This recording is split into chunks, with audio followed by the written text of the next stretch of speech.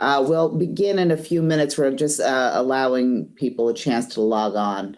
Thank you.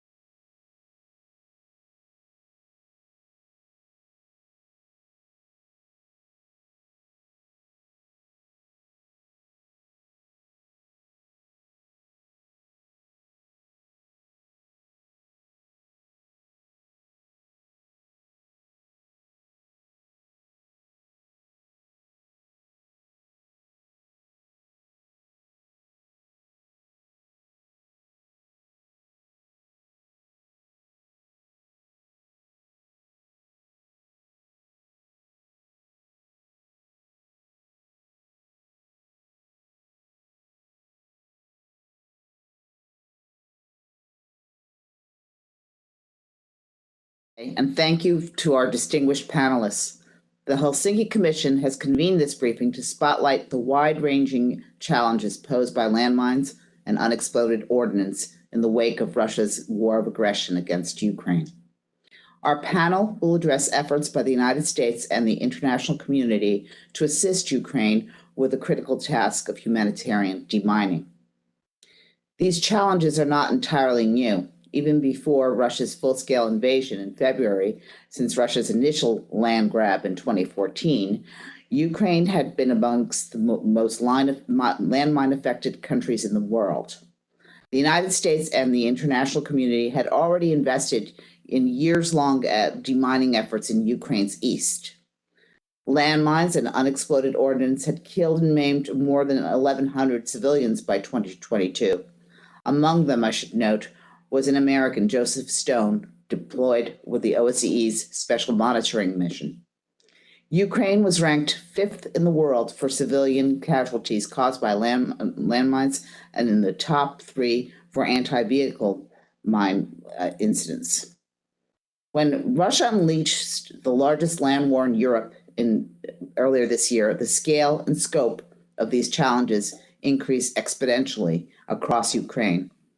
Russian forces have littered the country with landmines and other explosive munitions in a reprehensible and brutal manner. By September, Ukraine estimated 160,000 square kilometers of its territory was contaminated by mines and unexploded ordnance. Current estimates put that figure at more than a quarter of Ukraine's territory. The situation in areas liberated from Russian occupation, as in Kharkiv and Kherson, and the outskirts of Kiev last spring is particularly acute. In addition to laying mines, Russian forces in retreat have intentionally booby-trapped homes and civilian infrastructure. The consequences go well beyond the immediate danger to civilians and are far-reaching and potentially long-lasting. Landmines and unexploded ordnance impede reclamation of these territories and broader reconstruction efforts. About 10% of Ukraine's agricultural lands have been rendered unserviceable. Ukraine is losing thousands of hectares of farmland to mines, which could further constrain its critical grain exports to the world. As daunting as these challenges may be, they are not insurmountable. The United States and international community are already hard at work providing demining assistance, training, and equipment to Ukraine. The Department of State has allocated $91.5 million to date toward humanitarian demining efforts in Ukraine. Our first panelist will provide an overview of this assistance. I'm pleased to be joined today by Michael Thierry, Program Manager for Europe in the State Department's Political Military Affairs Bureau, Office of Weapons Removal and Abatement, which is spearheading these efforts. Before I turn to the floor to Mr. Thierry, let me note that if you have questions for the panelists, please enter them at any time in the WebEx Q&A box, not the chat function, and panelists will address them after their presentations. Before I turn to Mr. Thierry, I note that Representative Cohen, our co-chairman at the Helsinki Commission, has joined us on WebEx. Sir, we're honored, and you're welcome to say a few words if you like. Well, are we in? Are we visible? And yes. Thank you. Well, I appreciate you having this briefing. It's a very important briefing. We've learned a lot about the mining situations around the world from Princess Diana.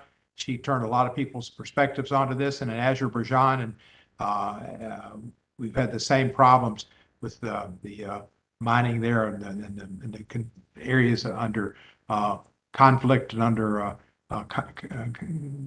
controversy with the Armenians.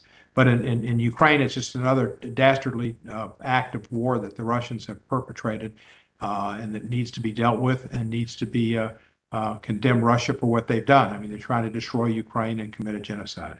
So we all today are thankful that Brittany Griner is free, but we should remember all prisoners of war, including Navalny and Vladimir Kara-Murza, who are suffering these days in isolation, as well as Mr. Whalen of the United States, and all prisoners all over.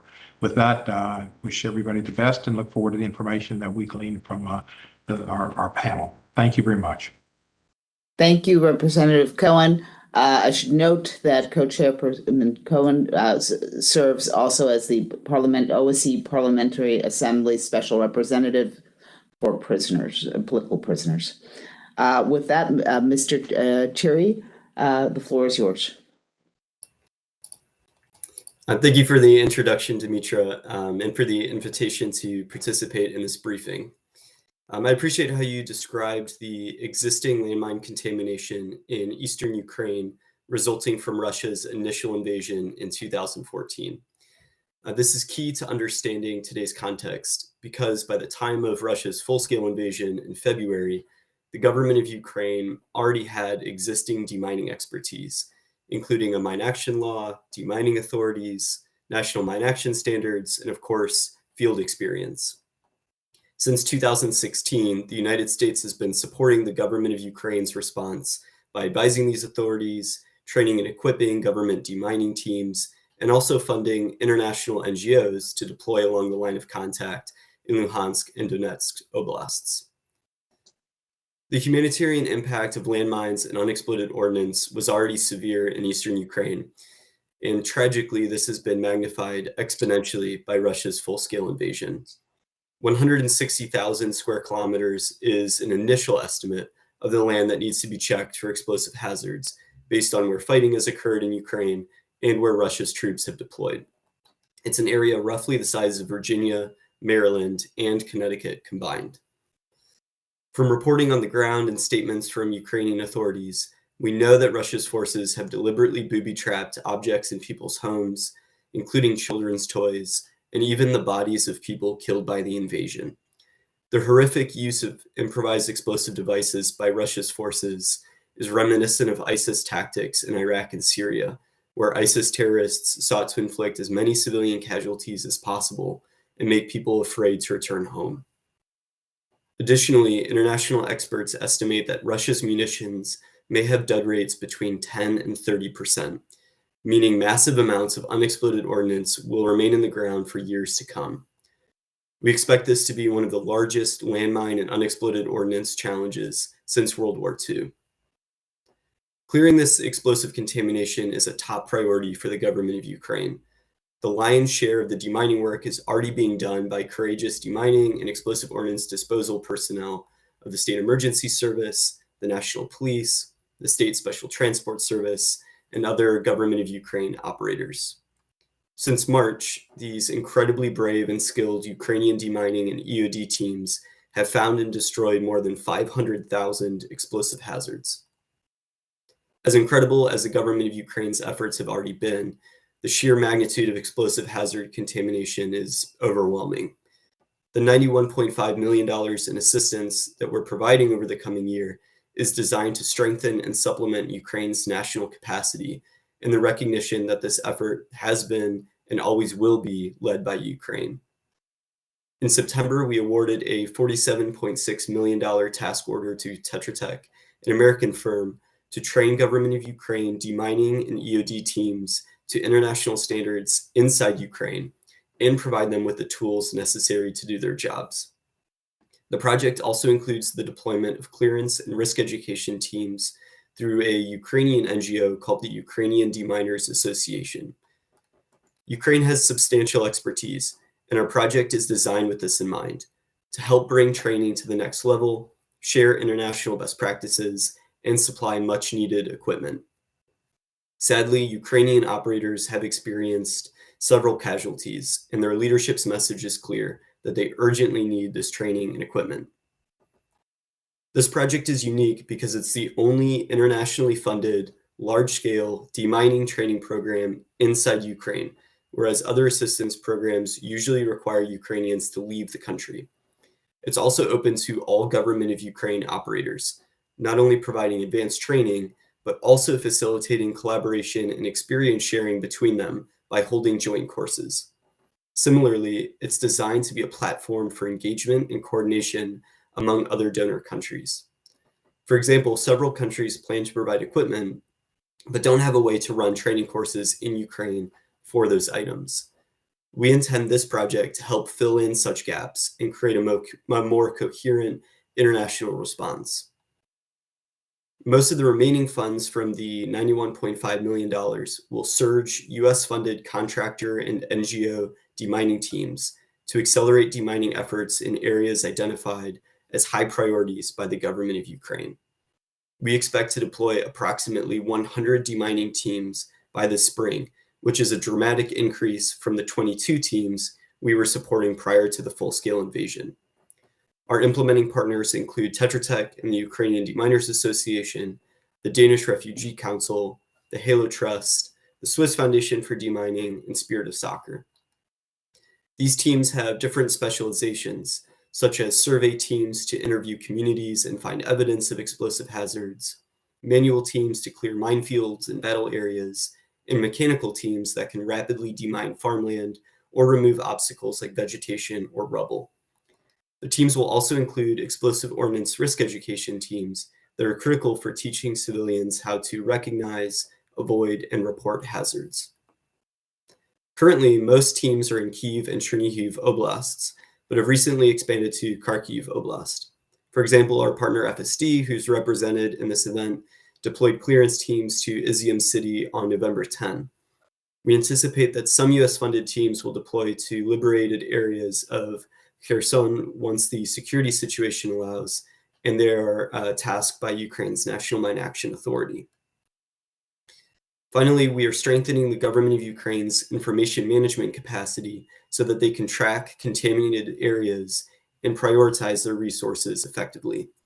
The Geneva International Center for Humanitarian Demining, or GICHD, is providing technical advisors and consultants to help the demining authorities manage their national database, revise national standards based on their new experiences, and provide key trainings that improve knowledge and skills at a strategic level.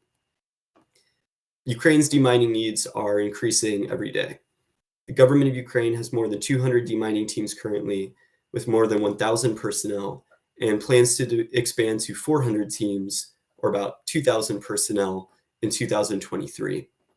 As Ukrainian armed forces liberate more areas, we're seeing even heavier contamination, and there are not enough teams to adequately cover all high-priority areas. There's a need to continue our support beyond an initial surge to help Ukraine tackle this issue successfully and to lay the groundwork for broader reconstruction efforts, restoration of farmland, and the safe return of displaced persons. Thank you. Thank you, Mr. Thierry, for that overview and for your efforts to assist Ukraine with this critical task. I would like to turn the floor now to our second panelist, Todd Biggs, Vice President for Munitions Response at Tetra Tech and Program Manager for the Department of State's Worldwide Destruction Support Services. Tetra Tech has been working in Ukraine since 2016 and began its current humanitarian mine action project on September 30 of this year. Mr. Biggs served for 20 years as a U.S. Navy EOD officer before moving into humanitarian mine action for the last 15 years and is a member of the International Mine Action Standards Review Board. Mr. Biggs is joining us from Kiev. We may or may not have video. I believe we do for the moment, and will provide an implementer's perspective. Mr. Biggs, the floor is yours. Thank you. Hello, everyone. I'd like to thank the Commission for holding this briefing and allowing us to discuss the ongoing issues of humanitarian mine action operations here in Ukraine. As it was mentioned, I represent Tetra Tech, Inc. It's a U.S.-based company working with the Department of State's Bureau of Political and Military Affairs Office of Weapons Removal and Abatement to provide humanitarian mine action services here in Ukraine. And as mentioned, I am calling in from Kyiv. Tetra Tech has been working in Ukraine since 2016. This current project specific to HMA operations has been on the ground since the beginning of October. You've heard both of the previous speakers discuss how large of a problem unexploded ordnance and landmines are in Ukraine. And I think it's also worth mentioning just how large Ukraine is from a landmass standpoint. If you were to lay Ukraine over the United States and you put the eastern edge of Ukraine along the eastern seaboard along the Atlantic Ocean, the western border of Ukraine and Poland lies in the state of Missouri. And from north to south, it goes from the south end of Lake Erie all the way down to the south end of Georgia. So the country is large. Traveling around, moving from location to location is very time consuming and at times can be almost impossible with the amount of damage that's been done to bridges, rail lines, and in other movement ways, especially in the western third and the south of the country. Our primary goal here in Ukraine is to assist the government of Ukraine in growing their ability to manage and conduct the massive task of clearing unexploded ordnance and landmines from Ukraine.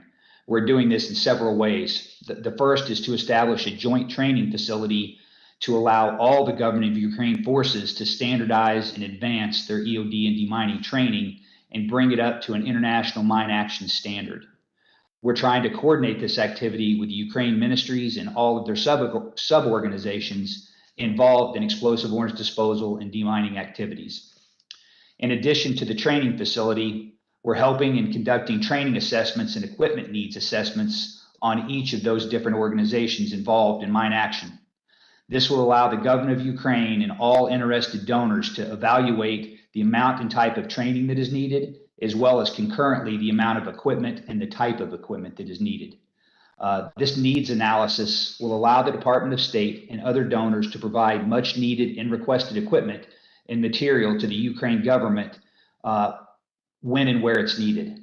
With our ongoing coordination, we can then provide training on how to operate said equipment, but more importantly, we can also train how to deploy that equipment for clearance activities. This training and equipping will allow Ukraine to safely clear and use land currently contaminated with explosive ordnance and landmines. We know the State Emergency Services Unit have trained approximately 40 EOD teams, but at this point do not have the equipment to deploy those teams. Tetra Tech's currently working with CESU to identify what equipment and subsequent training these teams will need in order for them to start working. This assessment should be completed within a month, which will then permit the purchase of the correct equipment for their needs. We currently have 3 risk education and non-technical survey teams deploying into Kharkiv Oblast in the east, and also to the Mykolaiv Oblast in the south. In the coming days, these teams will begin to identify areas suspected and confirmed of having explosive hazards, which will all feed into the Ukraine Mine Action Coordination Center's database. The Mine Action Center will then oversee the assignment of clearance tasks and resources in accordance with mine action standards. Initially, those will be, of course, critical infrastructure, the things that are going on every day, trying to keep the electrical grid up, water infrastructure, bridges and rail systems, hospitals, schools, and of course, critical industrial areas. Working with the Ministry of Interior, CESU, the National Police, the State Special Transport Services, we've seen an incredible level of dedication and hard work. They are conducting EOD and demining actions daily and are managed to keep the vital services on in most of the country. They're undermanned, they're under-resourced for the amount of work that is currently being asked of them. They do need equipment and training to keep up with the level of emergency clearance required now due to the ongoing conflict. Ukraine forces are responding daily to attacks along the front, as well as to reclaim overnight attacks and to keep the critical infrastructure up and running. Once the conflict ends, the work will shift from reactionary to stabilization and then into the long-term clearance activities. This will require longer-term planning and preparation, with the generous funding being provided by the U.S. government and all of the other international donors. We will be able to help the government of Ukraine not only deal with the ongoing daily emergencies, but to grow and increase the overall size and ability of their EOD and demining services across the country for the long-term clearance needs. The problems being faced are very large, but as mentioned earlier, are not insurmountable. With the continued help of the United States and the entire international community, they can get this done. Thank you. Thank you, Mr. Biggs, and I'm glad that our comms held up. Yes, ma'am. Our third panelist, also joining from Ukraine, from Chernihiv, Tony Cannell, is the country director in Ukraine for the Swiss Foundation for Mine Action. He has been with the foundation since 2016 and has been involved in mine action both in the commercial and NGO sectors since 2000. He previously served in the New Zealand Army for 24 years. Mr. Cannell will provide an NGO on-the-ground perspective.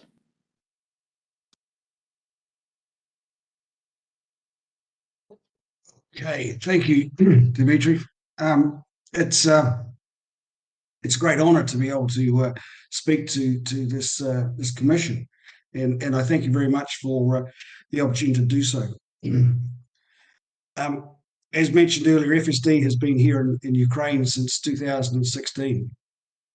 We started off with a very small risk education program and slowly expanded over time until 2019, when we had 2 EOD teams, 2 NTS teams, and 2 risk education teams. Unfortunately, due to a lack of funding, we had to suspend operations in 2019 for about 12 months. That's in early 2020. The weapons removal and abatement came to the party and provided funding for us, which enabled us to restart operations. This again was in the Donbass. We were based in Slavyansk, where we had 3 EOD teams, one of them based in Slavyansk itself, and the other 2 were in Mariupol. We also had risk education and NTS teams in both locations. February 24 this year came along, and unfortunately, we had to stop operations, obviously. Our personnel dispersed throughout the country, left the Donbass. While they're away in different locations, they organised amongst themselves to get involved in the deployment of humanitarian aid, such as delivering medical supplies, providing fuel for buses taking staff or taking refugees to Poland, and outlining equipment for bomb shelters in Slaviansk and Kramatorsk. This was funded again by WRA. When the situation started to stabilize, we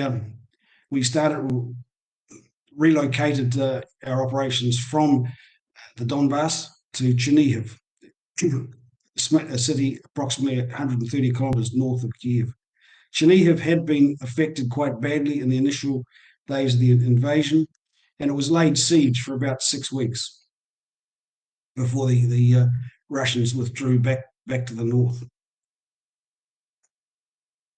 At this time, we started to recruit and train additional staff, and we now have a total of 6 EOD teams, 3 NTS teams, and 3 risk education teams. We also have a mechanical capability with, at the moment, 1 light demining machine, and we're getting a second one in early next year, a heavy one. We also have under purchase action excavators and front-end loaders to give us a rubble removal capacity. We anticipate having full capacity by early 2023, March 2023. A lot depends on the weather and the climate. As Todd mentioned, the Ukrainian people are incredibly resilient. They are incredibly determined to resolve the problem. I've never been in a country where the national staff are so determined to get rid of the problem. Our plans for the future, we want to continue our expansion into Kharkiv. We've had 2 clearance teams, 2 EOD teams there rotating through for the last month, and also risk education and non-technical survey teams. In due course, if future funding becomes available, we could always look at expanding into Kherson or wherever. That's pretty much it from FSD. So thank you very much. Thank you, Mr. O'Connell. We're opening the floor now for questions and answers. If you can go into the Q&A box, you're welcome to submit your questions. We have a couple to kick off. Our first question is, could the panelists give us an overview of other non-governmental and/or local efforts at demining they are aware of, and the extent to which these efforts are coordinated with those of government programs and those of their implementers? What coordination mechanisms work well, and where might additional coordination be helpful? We've seen reports, including on Twitter, of individuals who are demining, and I think that's a reference to that. Thank you. Whoever would like to take that one is welcome to. And Dimitri, I can maybe kick off on that one. Yeah, certainly have seen reports in the media of individuals helping on their own initiative, as well as crowdsourcing initiatives to provide training or equipment. So there's a lot of different efforts going on, and kind of as the question's hinting at, there is an inherent challenge there of, I think, coordinating those and integrating those within broader, more coherent kind of assistance mechanisms and packages. So there's certainly a risk there that a lot of those that assistance would be provided directly to, say, local units or to a particular operator. and managed at that level, but not necessarily be tracked at a national level as well. Beyond that, I couldn't speak to the extent to which the national authorities are effectively tracking or not more local efforts on the ground. But I'm sure that that's something that is on their radar and is always room for improvement. For the second question about what coordination mechanisms work well and where additional coordination might be helpful, as well as kind of lessons learned from other demining efforts. I think it's worth noting that the Ukrainian kind of mine action architecture is complex in Ukraine. They have a national mine action authority that's interministerial in nature, high level, kind of sets policy for demining efforts nationwide. And that's coordinated by the Secretariat, which currently in times of conflict falls under the Ministry of Defense. And then there's also two different mine action centers that are responsible for tasking, accrediting operators, conducting quality assurance, quality control. And those two mine action centers have kind of overlapping mandates under different ministries as well. I think we've seen improvement in terms of coordination between the different authorities in Ukraine. But I mean, speaking frankly, it's still a rather complex environment and can sometimes cause some confusion about the exact approval mechanisms. And that's really what our project with the Geneva International Center for Humanitarian Demining is trying to help with in terms of effective information management and the relationships between the different authorities. And I should point out too that prior to the invasion, our office had some grants with the OSCE project coordinator in Ukraine that originally helped advise on the original establishment of these authorities and the national mine action law, and then the effective kind of relationships and coordination between them.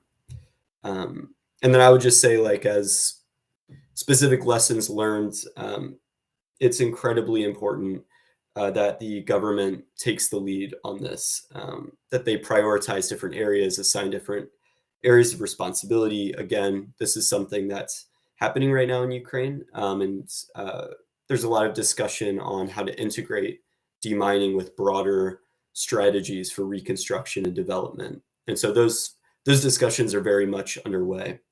And then again, going back to that topic of information management, it's very, very important that at a national level, the government's tracking where demining efforts are currently taking place, which areas need to be checked in the future. This avoids situations where, say, you need to re-clear a certain area, or you've sent the wrong kind of asset or resources to a particular area. This issue is going to stick around for a decade or longer. So it's important that the information we collect at this point in time is accurate and can help inform future deployments accurately. So let me stop there and see if any other panelist has something to contribute.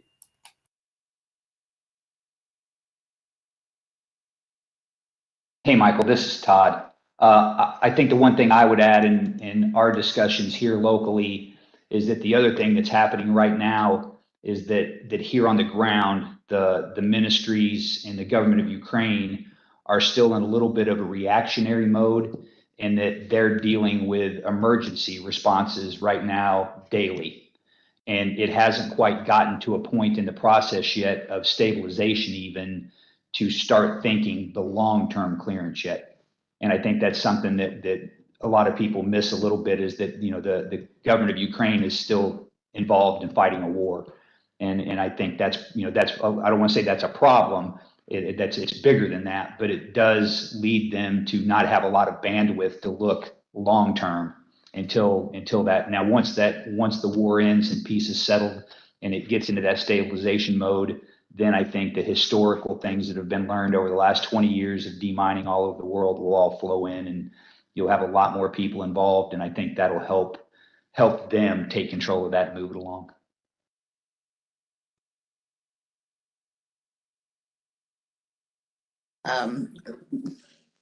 Thank you. We have another question, and that is, can someone go through step by step how demining occurs? For example, from training to detonating and removing the mines. Demining 101, if you would.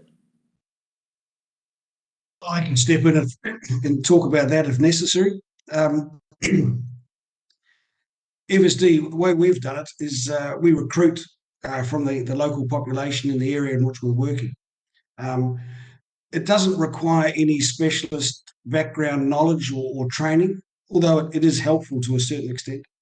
The initial demining course takes about 4 to 5 weeks, and that includes the use of detectors, recognition of different types of mines, excavation drills, first aid, casualty evacuation drills, and the list goes on. We then deploy them into the field, and our operation is teams of 10 personnel, which we have an international team leader. We have a driver and a translator for him. We then have 10 national staff as deminers, 2 of which are trained as medics to give immediate first aid in the event of a casualty. Heaven forbid that happens. And then we have a driver for the ambulance vehicle. The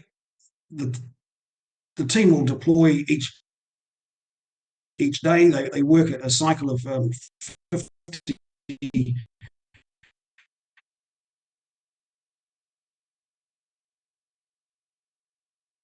Tony Prep, I think we lost your audio.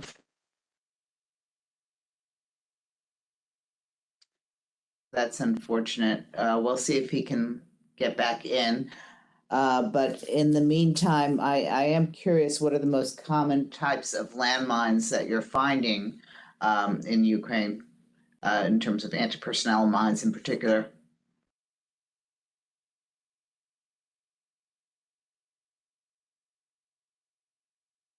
Mr. Biggs?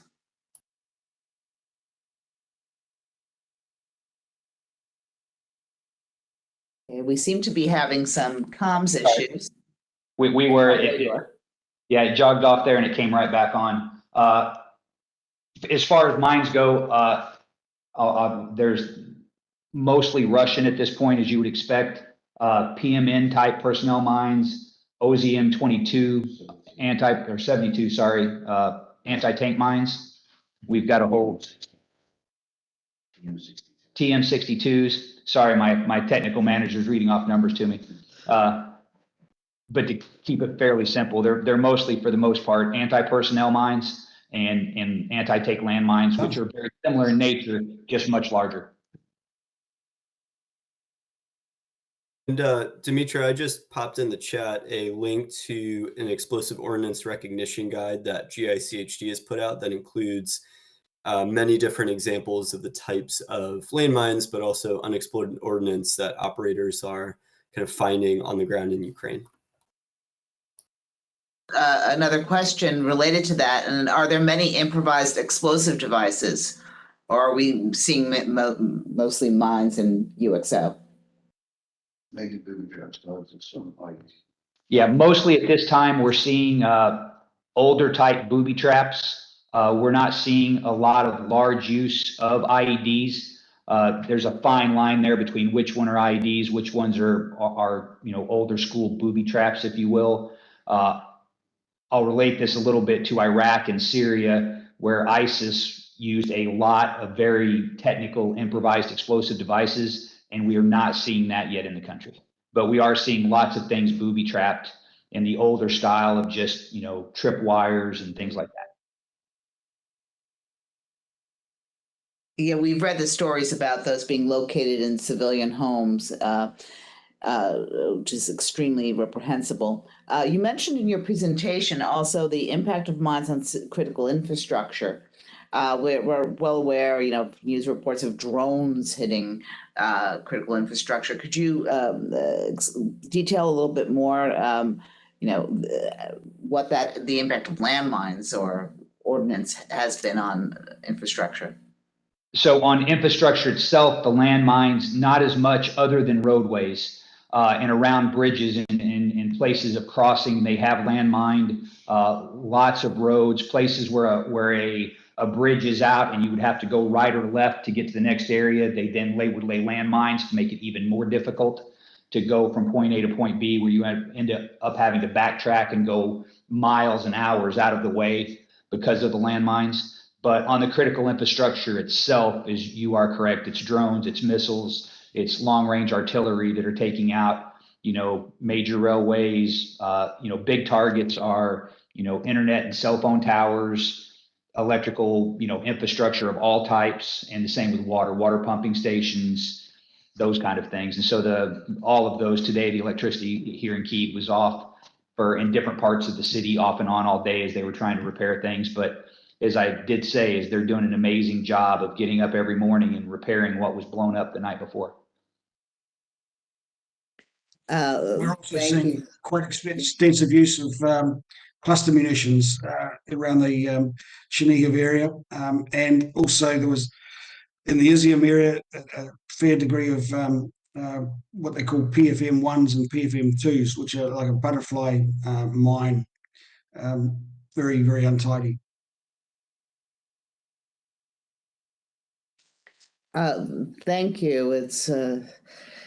I'm aware that prior to February, UNDP, the OSCE, and other international organizations were working on demining in Ukraine. You mentioned the GICHD, the Geneva International Center for Humanitarian Demining. What role is there for other international actors? It's going to be a gargantuan task, and are they on the ground yet? I can maybe start off with this. I think the main challenge as the space continues to get more crowded is to find the real value add of new actors. And so, certainly I think there's spaces that can still be filled by new actors coming in. But it might be challenging not to simply replicate what others are already doing. UNDP is still involved in mine action in Ukraine. They're doing a good job kind of coordinating at a local level between the different operators and the government of Ukraine. So within the UN protection cluster system, there's a mine action subcluster that the operators and government of Ukraine participate in. And then UNDP is also getting some funding from international donors to provide equipment to the State Emergency Service. The OSCE, the successor office to the PCU, I believe is intending to get involved in the mine action space, but they're still kind of figuring out exactly what that looks like. Countries are donating equipment besides the United States? Quite a few. So I have a list going of about, including the United States, about 19 countries that are that I know for sure are providing assistance or are very likely providing assistance based on kind of statements from the government of Ukraine. Another 9 countries that are more notional or kind of have made public statements saying they're exploring providing assistance. And then you also have some private foundations and private donors. So as an example, Bayer Pharmaceuticals, who is the anchor partner for USAID's Agri-Ukraine initiative that's supposed to be helping Ukrainian farmers and food security, has provided an expensive demining machine to FSD, conditioned on my office paying for its deployment under our project with FSD. So you also get situations like that where private companies or foundations are contributing as well. And then most of the donors are European. So you get kind of the UK, Germany, Switzerland, some Nordic countries. Estonia, Latvia, Lithuania, Sweden, and then some kind of not unconventional donors, but ones that you might not necessarily expect. So for example, Colombia has expressed interest deploying deminers or helping share expertise.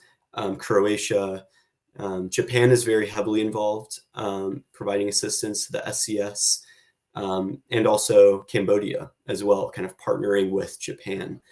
So there's a lot of very wide-ranging, I think, international interest in helping Ukraine on this issue. So that's all good. It also, I think, poses a challenge in terms of standardization and interoperability of some of this equipment coming into Ukraine and the training. So last week there was a Ukraine donors coordination workshop in Geneva, well attended by government of Ukraine, international donors, some of the operators working already in country. And there was a lot of discussion about how to kind of coalesce international training and equipment efforts around the US-led effort with Tetra Tech. Because as a matter of scale and just the kind of presence of Tetra Tech mentors and liaison officers in Ukraine, we can provide a lot of that information and analysis on what makes sense to provide the Ukrainians, what kind of gaps there are still in country. Are there lessons learned? You mentioned Colombia and Cambodia from major demining efforts elsewhere, and also in Ukraine, prior to the current war, that will help us ensure the best outcomes for Ukraine? I might kick off on this, and then of course I know Todd and Tony would have thoughts as well. And Todd kind of mentioned this a little bit, that the government of Ukraine right now is focused on that initial emergency response. And there's kind of a international principle for mine action called land release, which is where you have an integrated process of risk reduction. And it means that you save the most expensive interventions or time-consuming interventions where there's actually evidence of contamination. So eventually, as a medium or longer term effort, it'll be important to have most resources focused on that land release process, which is where you can return land to productive use that never actually had any evidence of contamination, or further kind of check areas that are suspected and really narrow down into specific polygons on a map for where you deploy the demining teams and mechanical assets.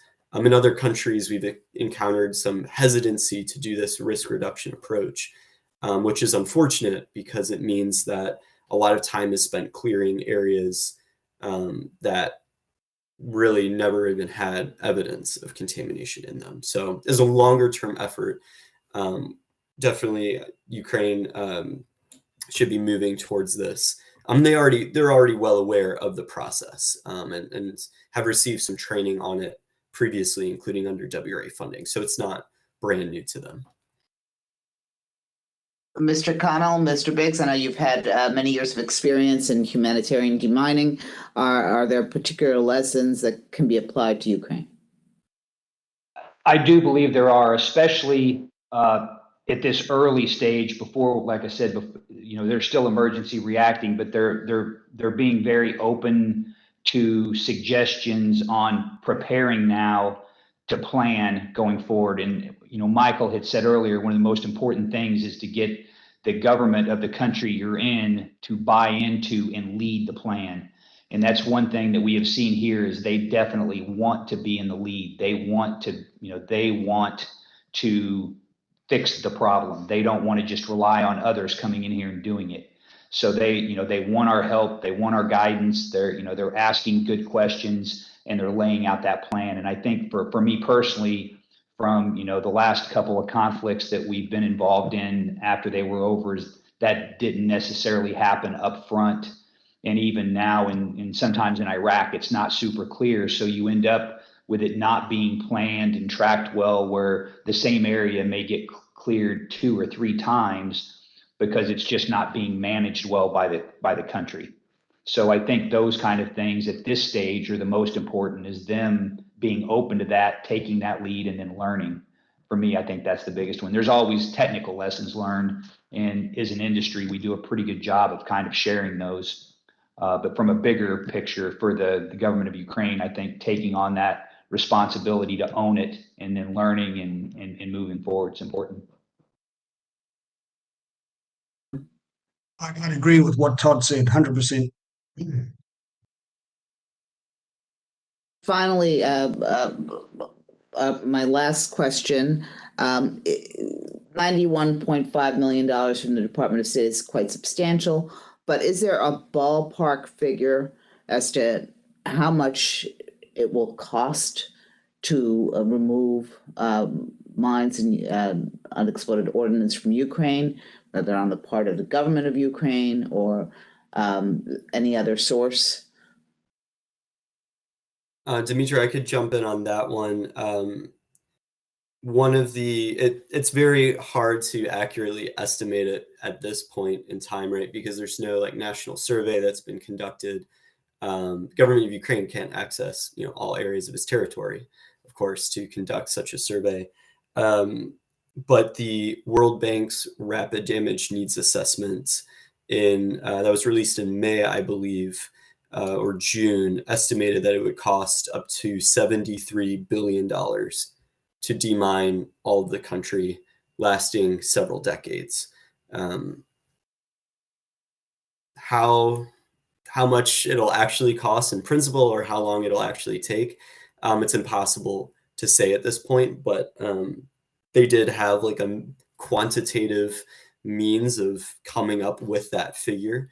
And it's not entirely unreasonable, based on kind of estimates that other kind of organizations, think tanks have come out with in countries in Southeast Asia, for example, putting the cost of demining all the territory in the billions of dollars figure. Thank you. And with that, I would thank Tony and Todd as well. And stay safe in Ukraine.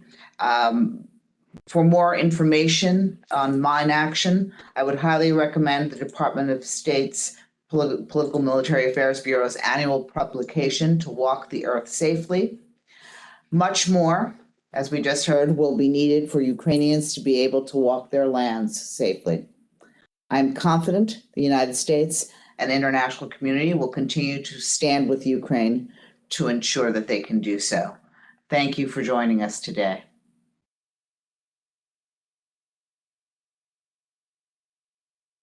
Thank you.